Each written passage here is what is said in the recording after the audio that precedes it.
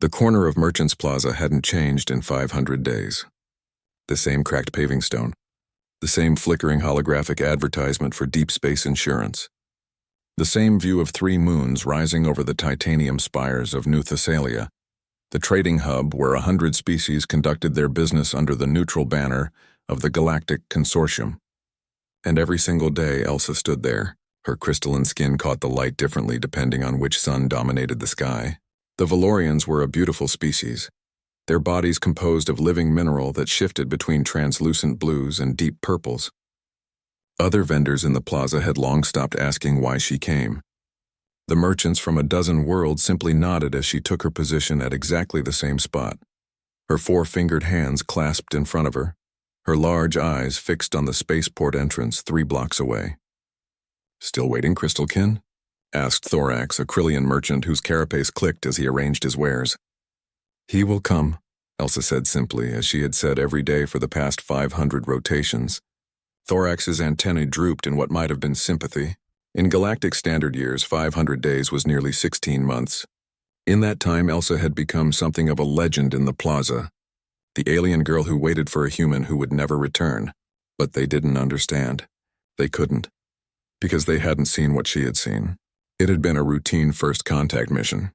Elsa, a xenolinguist for the consortium, had been assigned to facilitate trade negotiations when the human vessel Perseverance limped into New Thessalia's orbit, damaged from a collision with space debris. The humans were new to this sector, their species only recently having achieved faster-than-light travel. They were considered primitive by consortium standards, still fighting wars on their homeworld, still struggling with basic resource distribution, still dying from diseases that most civilized species had cured millennia ago. Farhat had been the engineer who came down to procure repair parts. He was young by human standards, maybe 25 cycles, with dark hair and darker eyes that seemed to absorb everything around him. While the other humans kept to themselves, wary of the alien marketplace, Farhat had walked straight up to Elsa's translation kiosk and smiled.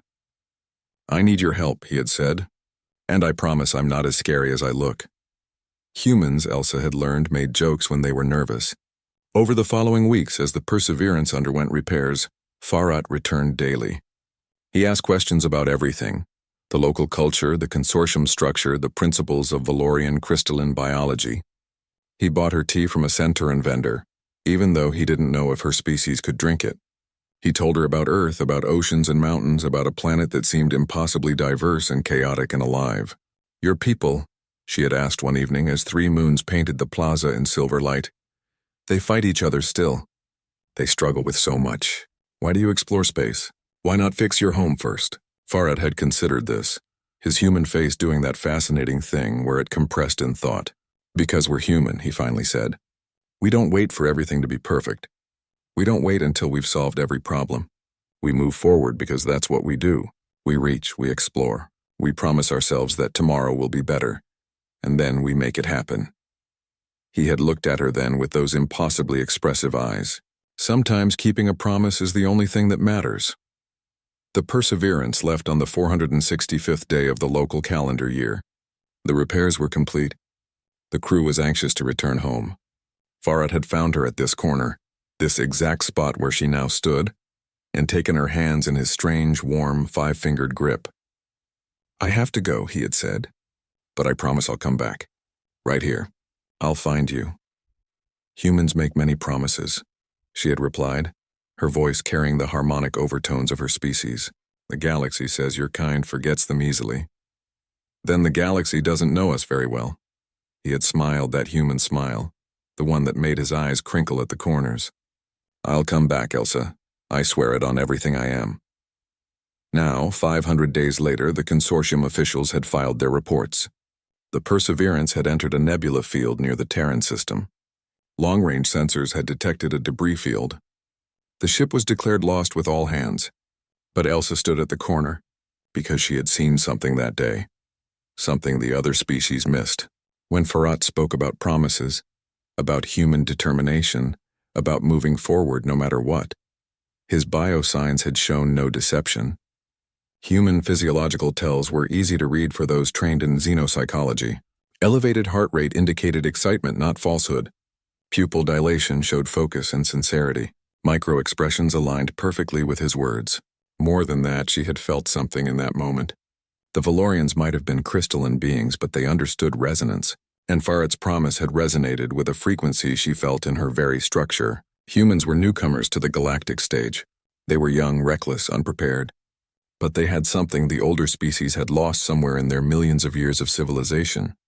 They had the audacity to make impossible promises, and the stubborn determination to keep them. Day 501 arrived with the usual crowd. Thorax set up his stall. The holographic advertisement flickered through its rotation. 3 moons began their nightly arc, and then the crowd parted. A figure stumbled through Merchant's Plaza, wearing a tattered uniform that had once been crisp and bearing the insignia of the Perseverance. His face was scarred, his hair longer, his body thinner than she remembered. But his eyes, those dark, absorbing eyes, were the same. Farad collapsed at the corner, his legs finally giving out after whatever impossible journey had brought him here. Elsa knelt beside him, her crystalline hands cradling his face. "You came back," she whispered. "I promised," he managed, his voice hoarse. "We crashed. I was the only survivor. It took me 16 months. I bartered passage on 12 different ships. I learned 4 new languages. I crossed half the sector." Tears, that strange human response, were streaming down his face. "I kept my promise." Around them, the marketplace had gone silent. 100 species from 100 worlds watched as the human who should have been dead held the hand of the alien who had waited 500 days. And in that moment, they understood something about humanity that no diplomatic report could convey. Humans didn't keep promises because they were easy. They kept them because breaking them was unthinkable. They kept them because a promise to a human was more than words. It was a fundamental law of their universe. That night, as 3 moons painted the plaza silver, Elsa finally left her corner, and walking beside her, limping but unbowed, was the human who had crossed the stars to keep a simple promise. Because that's what humans did.